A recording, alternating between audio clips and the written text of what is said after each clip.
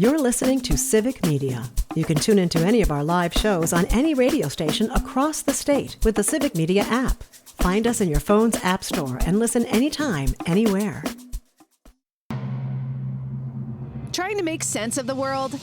You've got Nite Lite with Pete Schwaba and Greg Bach. Call our toll-free number now. Headlines, culture, and real conversation. And now, our feature presentation. Here's Pete and Greg. All right. Welcome back, folks. How we doing? I like that little pause. It's like this long delay. I'm like, am I in the wrong place here? This is Nite Lite with Pete Schwaba, and sitting across the state from me is my awesome co-host, Greg Bach. Dom Lee is working the board in Madison, our beautiful state's capital that we just talked about at the end of hour number one. If you're interested, or if you missed hour number one, folks, kindly go to civicmedia.us where you can listen to all our shows in podcast form if you missed something kind of cool. And that was a fun hour, guys. Yeah. Enjoyed it. Good. I enjoyed it too. Am I crazy, or was that just a downright? You're not. That's more fun than you should have on a Tuesday, even if you're having tacos. Even if Dom. I love. Dom Lee, I'm talking. I just can't wait, man. My mouth is watering. I'm so excited.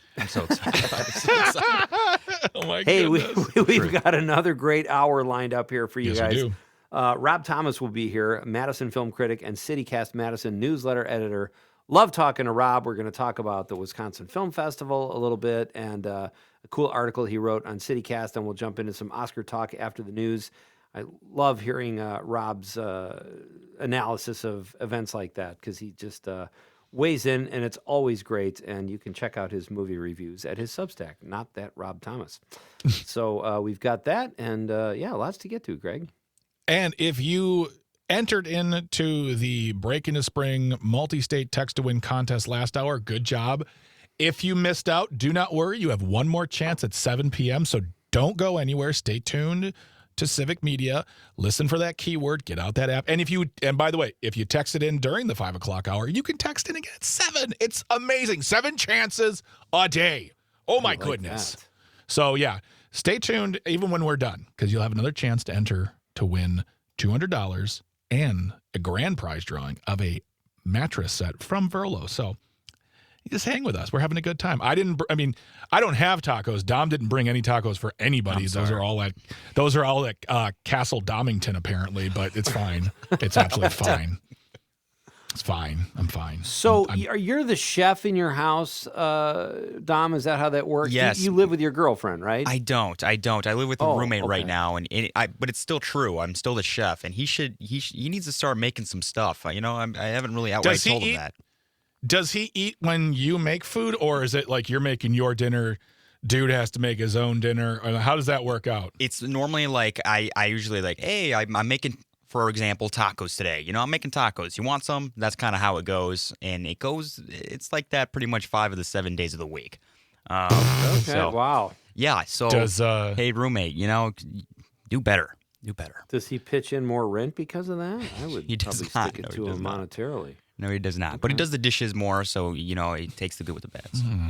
I don't know if I like this. I feel like every once in a while you throw in somebody like, hey, here's some dinner money. Like, there you go. Yeah, I don't know. Tacos. It's not like you're giving them a Hot Pocket. I mean, takes some effort to get the tacos going. Even Hot Pockets are expensive nowadays. Everything's expensive nowadays. And Pop-Tarts. There you go. Pop-Tarts. Hey, what do you say we remind people of the question of the day? I think I need to be reminded as well because I forgot. I'm just kidding. I didn't. No. Let's talk about the question. Okay, question. Question. Question. Pregunta. Question. Question. Okay, I have a question. Questions? This question. Domanda. Question. Questions. Oh, what is your favorite and least favorite thing about St. Patrick's Day? Happy St. Patrick's Day again, by the way, folks. Hope you're having a great one. But tell us what you like about it or what you don't like about it. You can share that on the text line at 855-752-4842, 855-75-CIVIC. Or you can text us on the Civic Media app, which is very easy to do, as you know. Or if you're watching the radio on YouTube, Facebook, or X Twitter, drop us a stream comment. We'll read it on the radio. That is our vow to you.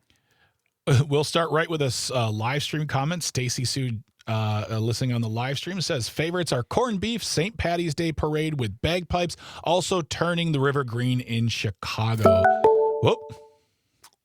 Was that my stomach again? That was your stomach Must have again. been the stomach, yeah. Thinking about Dom's tacos. It's crazy over here. Thank you very much, Stacy, for getting in touch with us. We really appreciate you. Let's see here.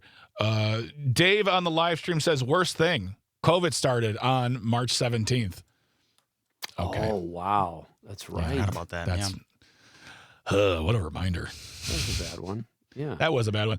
On the social media, Amanda, our favorite Amanda, the social media queen goddess, the one who procures all of this stuff for us, she says, bothers me greatly his name wasn't Patrick. He wasn't Irish and wore blue, not green. Forget the saint. Just celebrate being Irish. Well, there you go. Wow. She's really sticking to the Irish there, I think. I mean, well, you kind of wanted to do the same thing. I'm not going to lie there, Pete Schwaba. So here's the deal, everybody. I was going to wait until now to bring this up. So every day we have a chat on the show, and we talk about what we should talk about. And one of the things we always talk about in the morning, usually earlier in the morning, is what is the question of the day? And Pete, do you want to tell the people what your original version of this question was? Yeah, I'm not proud of this, but I will share this because I feel like I had, license to say this because I am more than half Irish. Okay. Somewhere all right. between 50 and 70%. So I said, what was your favorite and least favorite thing about the Irish? And I said, yeah. And I said, probably not a good idea to just throw that out there to allow people to say possibly really horrible things about Irish people. Also, while trying to probably be funny too. So, But I did ask for people's opinions on that. I was being sensitive, and I thought, I would never say that about like another ethnicity that I wasn't part of. Like I felt like I could kind of criticize the Irish. but as again, well. you can criticize the Irish, but how do you feel if someone was just like, I don't like the Irish because they smell and they invaded America? You wouldn't like that, would you? Someone could have said that. If they said that, I would probably take issue. But if someone said I don't like the Irish for some other reason, I might not even. I'd just be like, all right, whatever. You're generalizing. That's kind of how I roll. But we went in a different way. I think that's what radio co-hosts do. They treat each other fairly. Greg. That's true. It's very fair. It's very fair. It's very, very fair. Tyler in Columbia County listening on WMDX says, riding Metro in Chicago is an experience for St. Patrick's Day, a good one-time experience for me.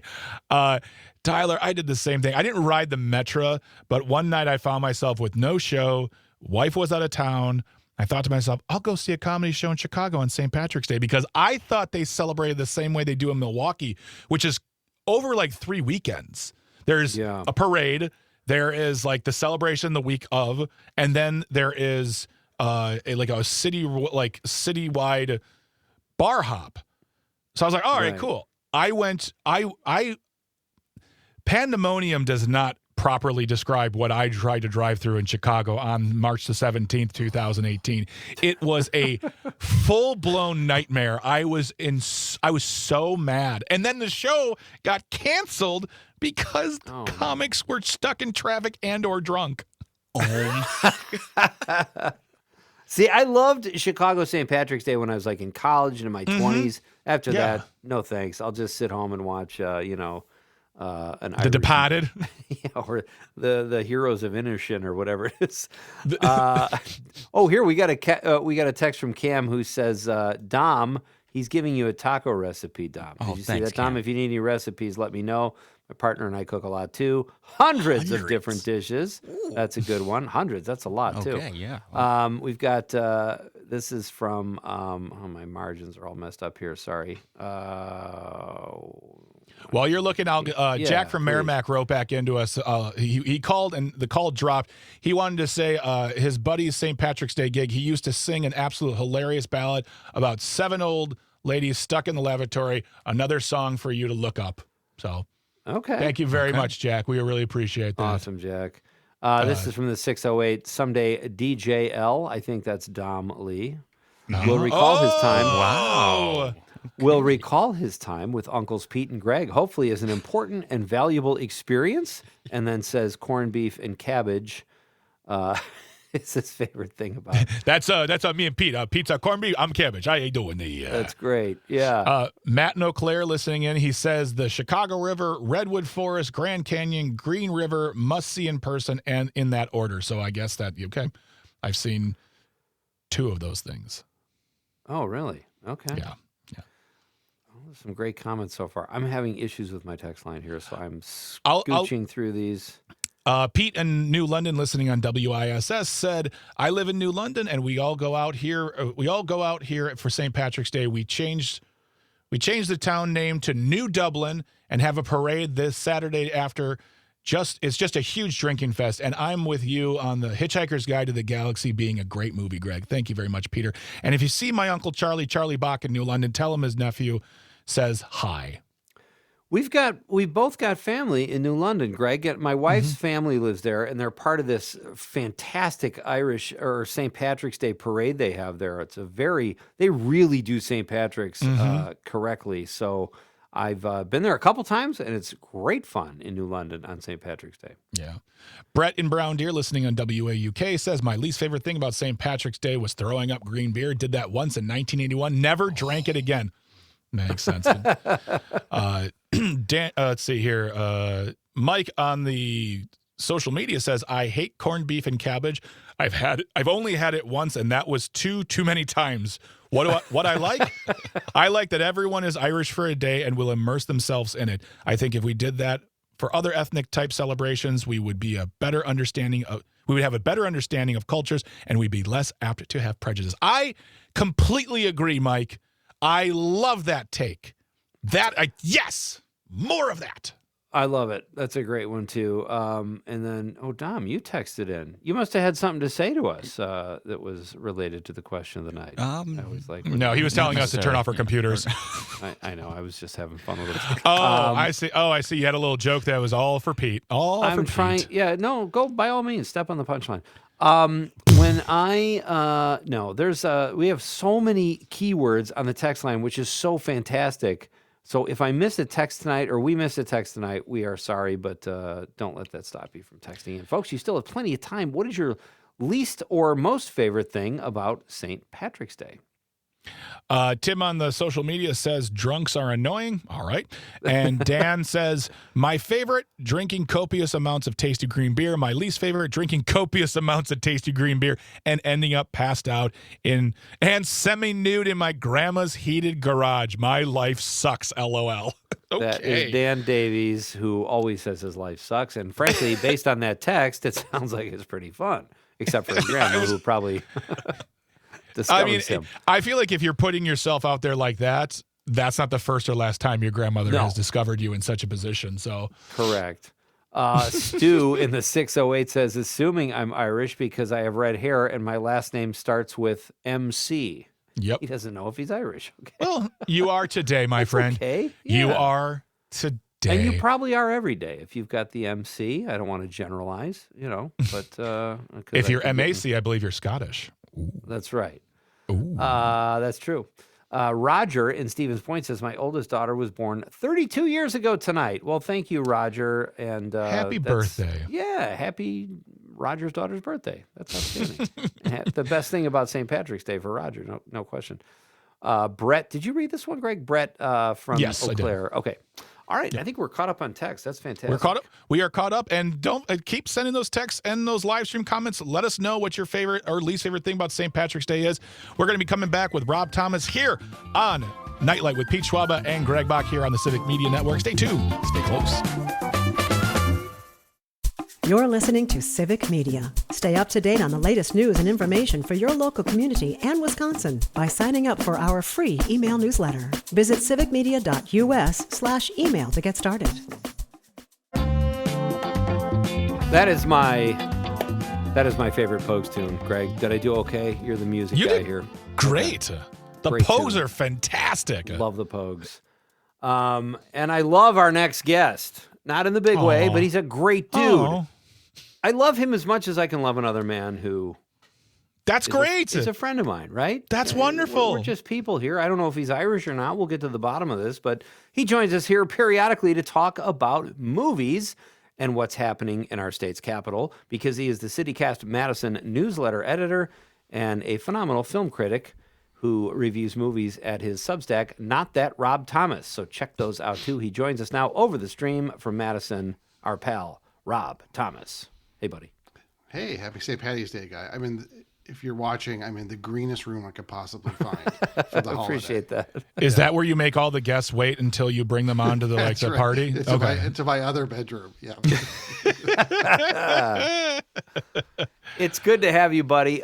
You wrote a couple things I wanted to ask you about. The Joe Keery film. Well, you talked to David Koepp, who wrote that film. He's a UW-Madison grad. Have you seen the movie? I did, yeah. And I passed on it. It was in theaters for like 5 minutes initially. Even though I like David Koepp, who, if people know, wrote Jurassic Park. He wrote Black Bag last year. He might be the most famous, prolific screenwriter in Hollywood. Wrote the first Mission Impossible. Has written the new Disclosure Day, the new Spielberg that's coming this summer. But he also makes these little movies kind of in between. And this one, Cold Storage, is based on his first novel. And it's like, oh, wow. Like I talked to him. He's a great guy. And I was really honored he would talk to me for my little Substack. But it's just a gnarly, like 80s type horror comedy, like Tremors, Return of the Living Dead.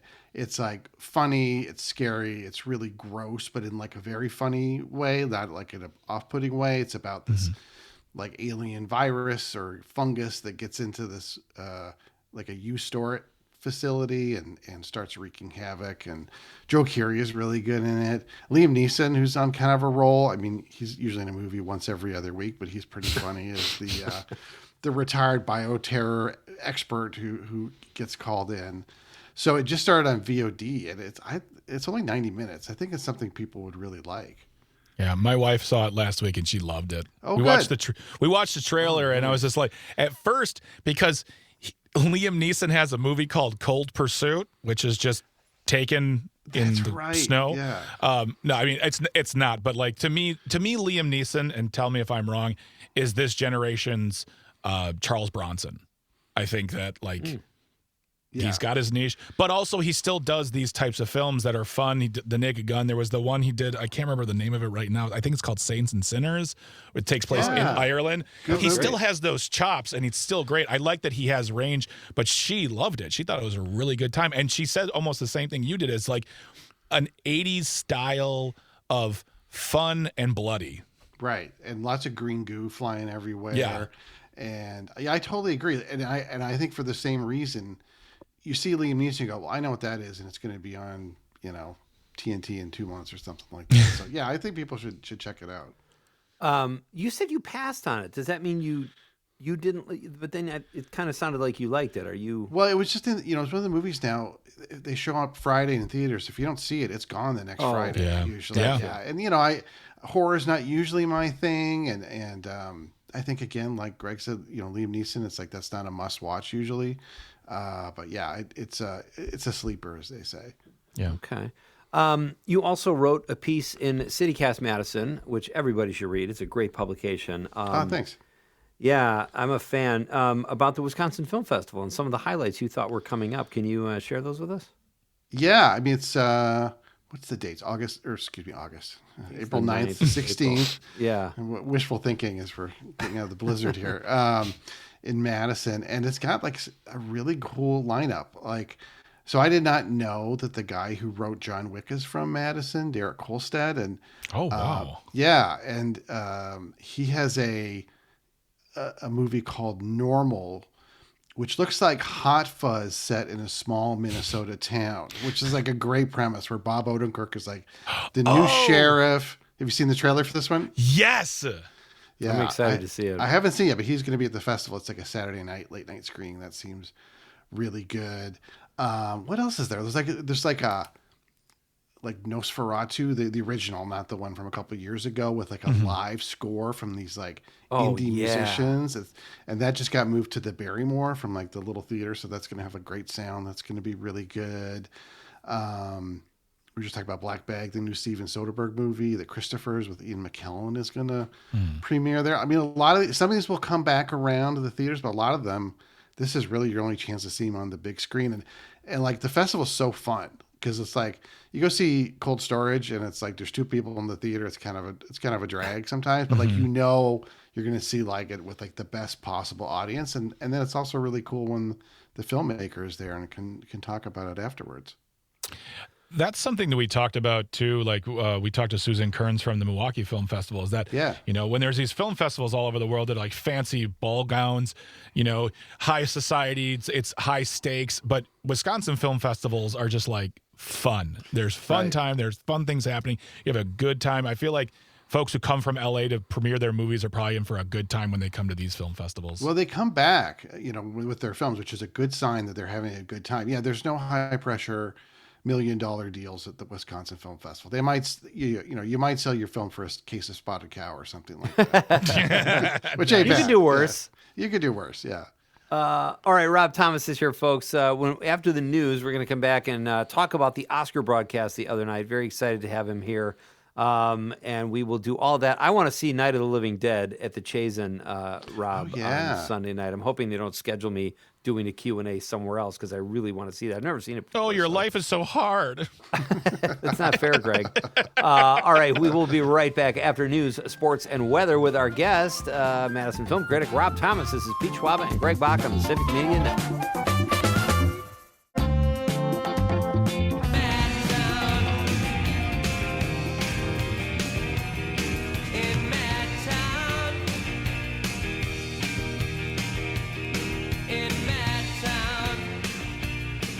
Welcome back. This is Nite Lite with Pete Schwaba, and sitting across the state from me is Greg Bach. You've got the Civic Media Network. It's great to have you here, folks. On this Tuesday, you can still get in on the fun. What is your favorite or least favorite thing about St. Patrick's Day?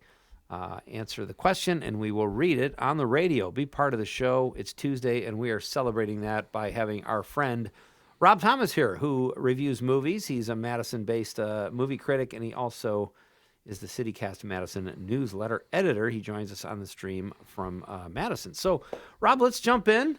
The Oscars. I assume you watched. I did. Overall thoughts? I thought it was good. I mean, I don't think it was the most entertaining one I've ever seen, but in general, I liked Conan and I liked most of the winners. A couple of surprises, a couple of nice surprises. But, what was your surprise? I was actually very pleasantly surprised that Michael B. Jordan won for Best Actor. I did think Timothy Chalamet was going to hold on to it despite all the ballet opera stuff and people just in general kind of getting sick of him, I think. I thought that was a fantastic moment.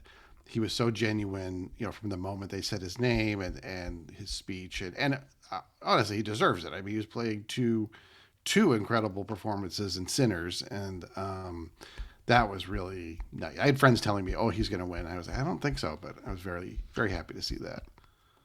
Was that like who you would have thought Timothy Chalamet? If somebody else won, you thought it would have been him. I don't know what it is about him, Rob, but I don't really like him. And it's not anything I he's love done. him. I love him. But like the character Marty Supreme is annoying, and and I think he was the way he promoted it, the movie.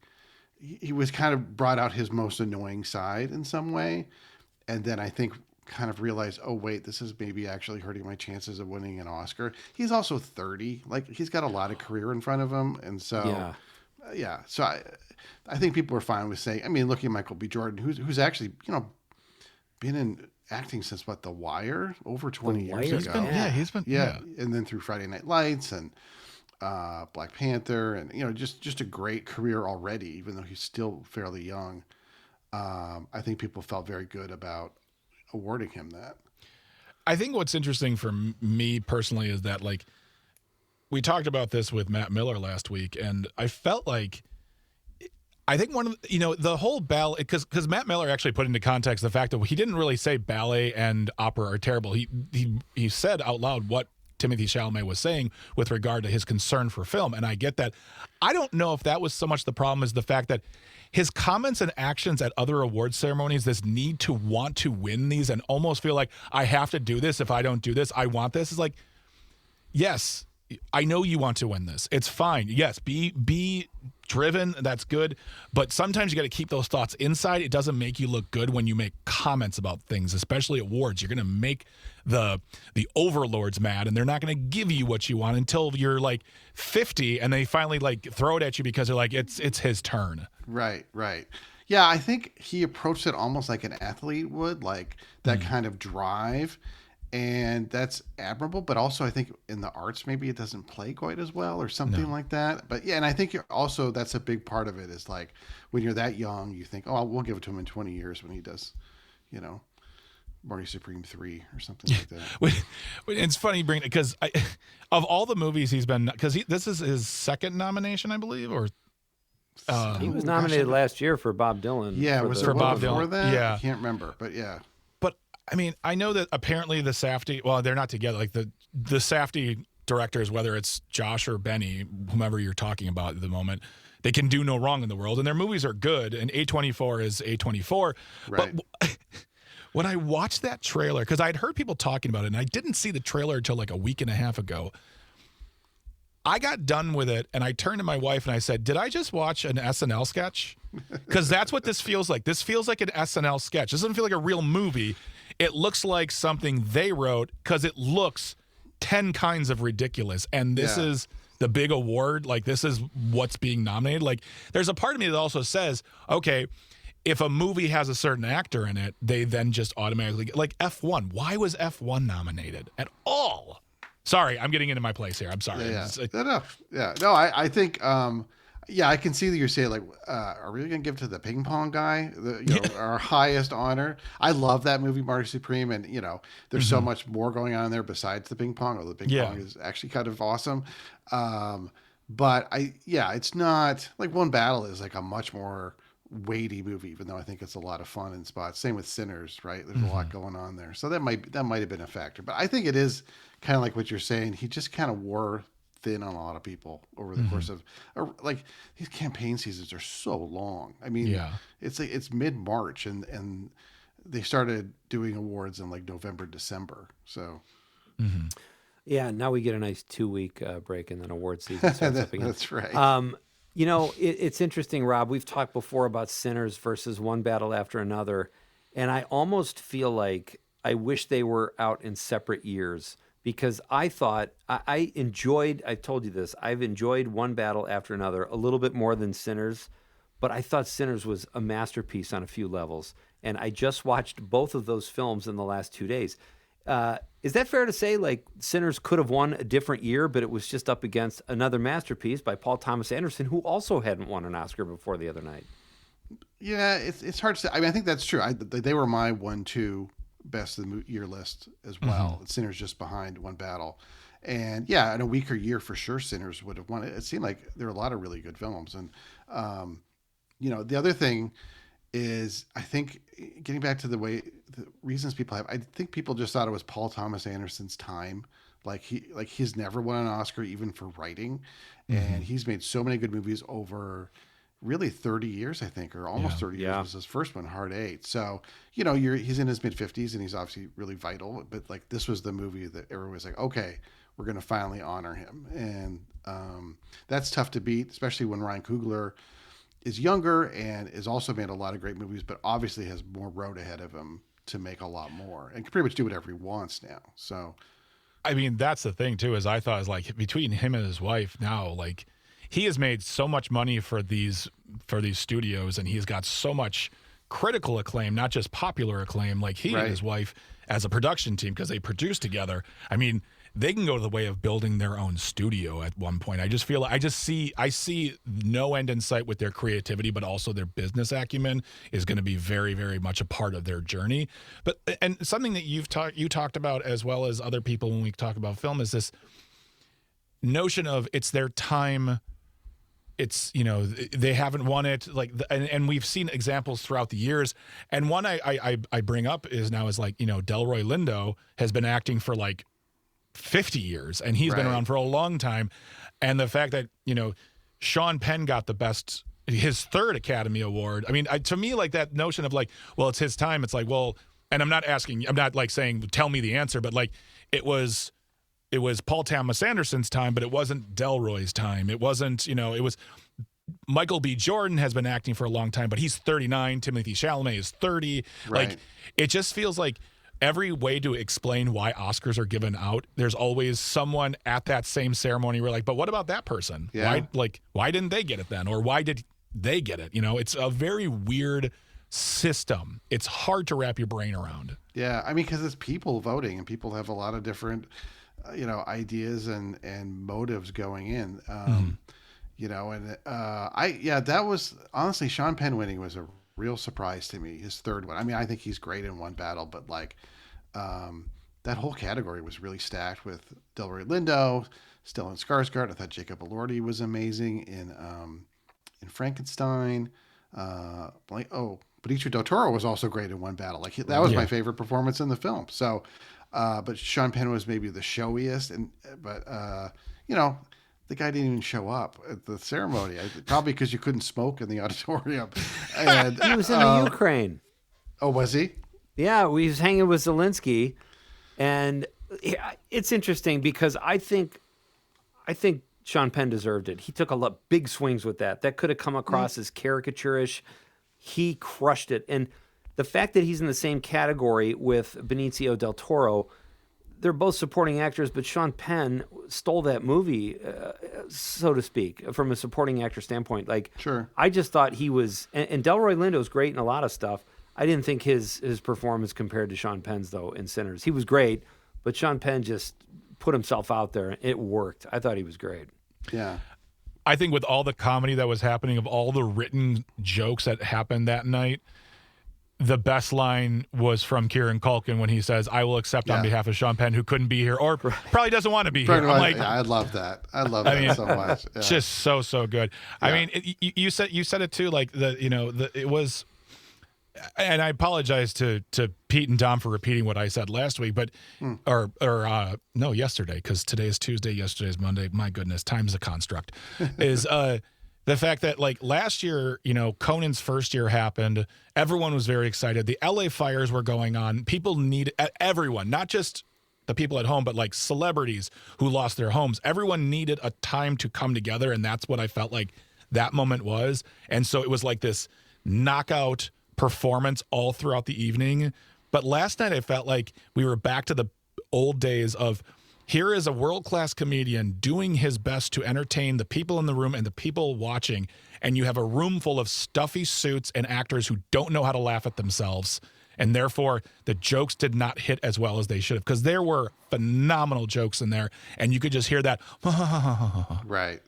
Yeah. No, I agree with that. I think it was, I think that's a tough room, I think, for a comedian to, as you say, to be trying to, make the people in the room laugh because that's, it sounds better. And then also try and keep people at home entertained. So you're not too inside with your jokes. Mm-hmm. I thought he was funny. I liked sort of the running gag about how old the Oscars are and the changes with like the bit with the YouTube ads with Jane Lynch interrupting and stuff. And yeah. So I thought that one worked. Yeah. I thought it was good. I mean, I was just more struck by like how the most famous people in the world can't seem to read a teleprompter and talk like the Chris Evans, Robert Downey Jr. thing was like brutal. A train wreck. And like we're supposed to be excited for the new Avengers movie, and they can't even they can't even bring like 10% of their charisma to the stage for that. Or I was just really surprised by that. I mean, they might have been drunk too, though. I hope so. Yeah, it's a party. I mean, come on. Yeah, although Robert Downey Jr. probably should. Yeah, true. Yeah. Good point. Yeah. We have about a minute, Rob. What were your thoughts on the Rob Reiner tribute? I thought it was really good. I thought they did. Unfortunately, there's so many people we lost last year. That was the problem. The tragedy, because you had Robert Redford and Rob Reiner and Diane Keaton, and then of course Robert Duvall and Catherine O'Hara. It was really tough, but I really liked how they did that with all the people from Rob Reiner's past movies. And oh then my the two God! speeches. Oh yeah. That was seeing excellent. Cary Elwes and it was really well done. Yeah, absolutely. I completely agree. That moment sent me. I was like that when they all turned around. I just I gotta stop. I can't do this right now. Yeah. That was. Awesome stuff, buddy. As always, thanks for joining us, and I will look forward to seeing you at the Wisconsin Film Festival and talking to you again on the show in a few weeks, hopefully. Great to see you guys. All right, you too, Rob. That's Rob Thanks for Thomas. being Check here. out the CityCast Madison newsletter and go to his Substack, Not That Rob Thomas, and read some really outstanding movie reviews. All right, we are coming back. Greg, you know what we're coming back? You know what we call this now? What do we call it? The Nightcap. Ooh. Coming up next on the Civic Media Network.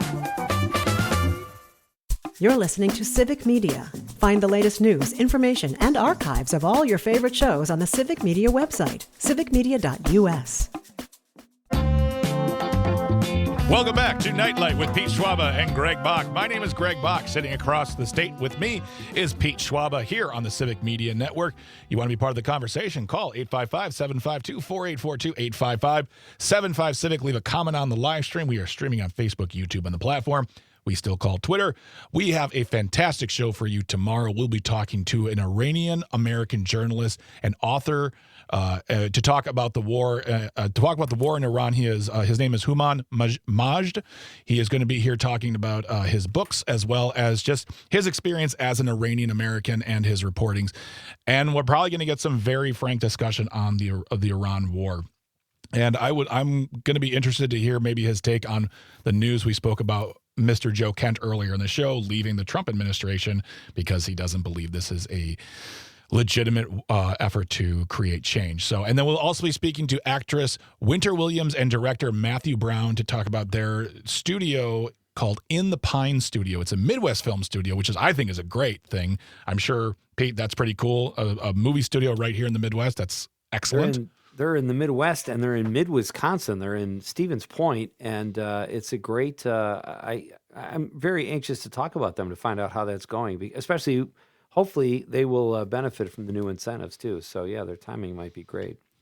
That's all going to be for you tomorrow. We're going to be right back here, 5 p.m. to 7 p.m. And stick around because in the 7 o'clock hour today, you'll have another chance to text in a keyword for the Break Into Spring multi-state text-to-win contest where you could win $200 today and get entered in for a new mattress set from Verlo. Then everything starts again tomorrow with 7 more chances to enter. Good luck. Stick around for that keyword in the 7 o'clock hour here on Civic Media. Now it's time, Pete, to get to this new thing we're doing here. Yeah, it's called the Nightcap. There Tom, it is. Do we have we don't have that yet, do we? Oh, I thought we did. Okay, my apologies. That's on me. I thought we had some sort of Soon to come.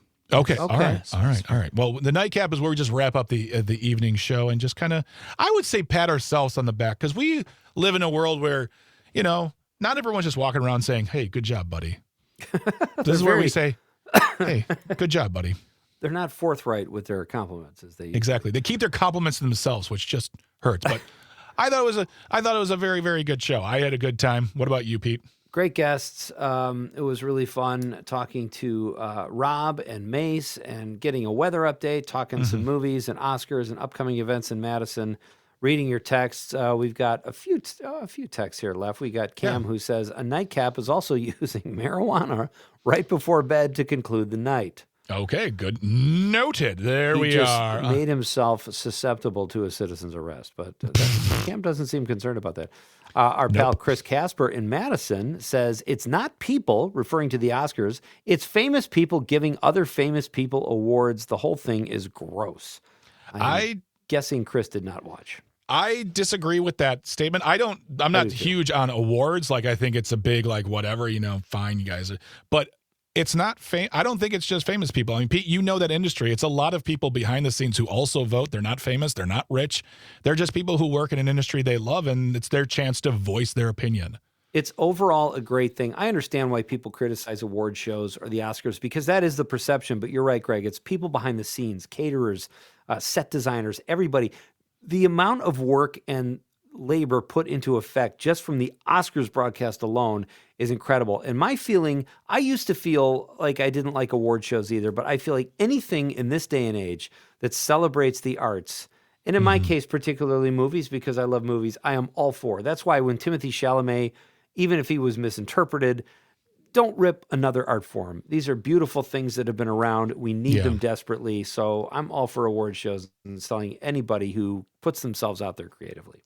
Janet in Madison, listening on WMDX, says Timothy Chalamet has been nominated 3 times so far. First for Call Me By My Name, then A Complete Unknown, and then this year for Marty Supreme. He will get an Academy Award someday. He will, and it might not be when he wants it. It might only be one his entire career. But guess what? Winning one Oscar, you're still way up on like billions of people. Right.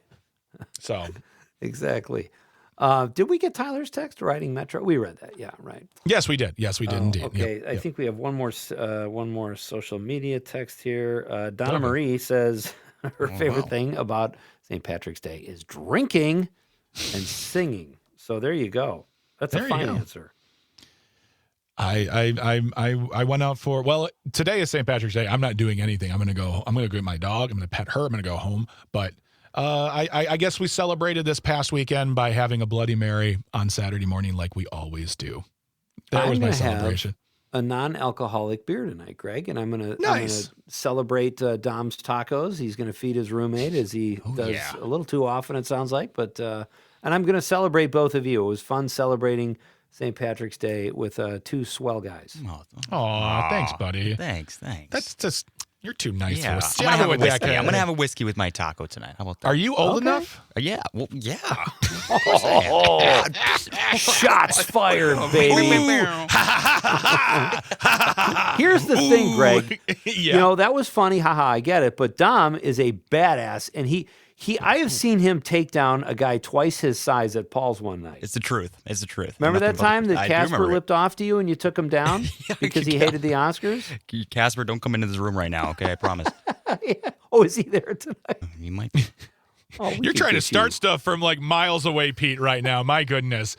All right. With that being said, on behalf of Pete, I'm going to thank Dominic. I want to thank Tucker. I want to thank engineering and traffic. Without them, we are talking into microphones that do not work. Everyone who texted, called in, everyone who put a comment on the live stream, participated, entered into the contest. Without you, there is absolutely no us. We really, really would like to thank you for being a part of this. Remember, tomorrow we're talking to Human Majd, an Iranian-American journalist, as well as actress Winter Williams and director Matthew Brown. So don't go anywhere. Come on back for the show tomorrow. Stick around for the keyword at 7 p.m. for the Break Into Spring Text to Win contest. Good luck to you on that. We will talk to you later. Have a great night. Stay safe. Stay warm. Pete, sign him off. Happy St. Patrick's Day, everybody, and good night, Wisconsin. The national news cycle never stops, but it can be hard to find news about your local community. Civic Media is dedicated to providing quality local and state news coverage across Wisconsin. With the Civic Media app, you can get notifications about local stories that matter to you and your community. Find the free Civic Media app in your phone's app store and choose notifications from the menu to tell us what kind of news you want to hear about.